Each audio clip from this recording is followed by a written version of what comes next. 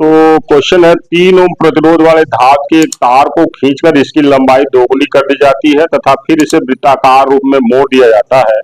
इस वृत्त पर दो बिंदु ऐसे लिए गए हैं कि इनको मिलाने वाला वृत्तखंड केंद्र पर 60 अंश का कोण आंतरित करता है। इन बिंदुओं के बीच तुल्य प्रतिरोध होगा। ऑप्शन आपके सामने है। ए 12/5 ओम, बी 5/3 ओम, सी 5/2 ओम या डी 7/2 ओम।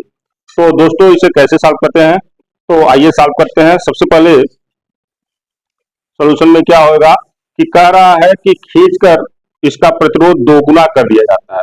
तो खींचने के बाद जो नया प्रतिरोध होगा, नया प्रतिरोध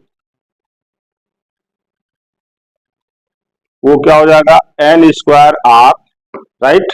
तो यानी 2 square multiply by 3 that is 12 ओम।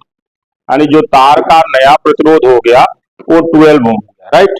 अब कह रहा है इसको वृत्ताकार रूप में मोड़ दिया गया, यानी जो ये 12 ओम का तार जो है अब उसको वृत्ताकार रूप में मोड़ दिया गया और इस पे दो बिंदु लिए गए। तो मान लीजिए हमने दो बिंदु ले लिया ए और बी, जो इसके केंद्र पर 60 अंश का कोण बना रहे हैं, ठीक है, 60 अंश का। तो कह रहा है ए और बी के बीच तुल्य प्रतिरोध क्या होगा, ठीक बात है। तो इसको ज्ञात करने के लिए क्या करेंगे, सबसे पहले तो इसका टोटल प्रतिरोध जो तार का है वो 12 ओम है। अब ये जो रेखा खंड हो गए, अगर इसको हम P मान लें, इसको Q मान लें, यानी APB जो भाग है उसका लंबाई, तो वो जो लंबाई होगा उसका प्रतिरोध कितना है और ये QB का प्रतिरोध कितना है, ये दोनों हम पता चल जाएगा। तो हम देख रहे हैं कि ये दोनों आपस में समांतर क्रम में होंगे और इस तरह से हम तुल्य प्रतिरोध निकालेंगे, राइट। तो सबसे पहले देखिए, हम इस रेखा खंड की अगर लंबाई निकालना चाहें तो हम पढ़े हैं कि कोण बराबर होता है, क्या होता है, चाप बटे त्रिज्या, राइट।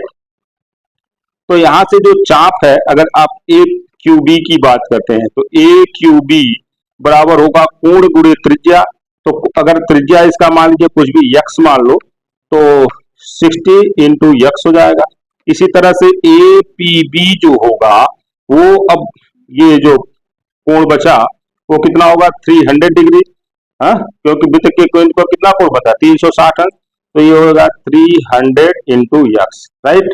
अब देखो दोस्तों, जो प्रतिरोध का रेशियो होता है, प्रतिरोध डिपेंड करता है लेंथ पे, ठीक। तो इस तरह से रेशियो निकालेंगे हम, R of A Q B divided by R of A P B equal to 60 X upon 300 X, that will be 1/5। यानी ये जो तार है, ये जो खंड है, ये इसको डिवाइड कर रहा है 1:5 में। यानी ए क्यू बी अगर 1 होगा तो ये 5, यानी 1:5 के अनुपात में ये इसको डिवाइड कर रहा है, ठीक बात है। तो इस तरह से अब हम इस भाग का प्रतिरोध, टोटल प्रतिरोध हमको पता है, तो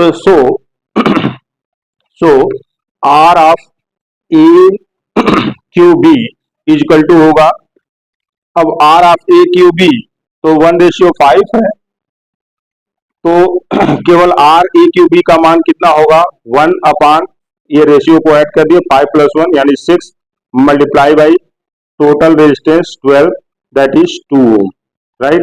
इसी तरह से R of A P B इसका कितना भाग होगा, तो ये टोटल है आपका 5 डिवाइडेड बाई 6 मल्टीप्लाई बाई 12, 6 2 जा 12 दैट इज 10 ओम। तो इस तरह से बड़े भाग का प्रतिरोध आपका 10 ओम आ गया और छोटे भाग का प्रतिरोध कितना है, 2, और ये दोनों पैरेलल सीरीज में है। तो so resultant resistance R equal to, parallel series में क्या होगा, अगर इसको हम क्या हो जाता है, पैरेलल सीरीज में 1/R1 + 1/R2 that is R1 R2 upon R1 + R2, right. तो R1 R2 यानी 2 into 10 divided by 2 + 10 that is 20/12, हाँ, और आपका हो गया 4 × 5 = 20, 4 × 3 = 12, तो ये हो जाएगा 5/3, 5/3 ओम, ठीक। So the right option is B, ठीक बात है, अंडरस्टूड, थैंक यू।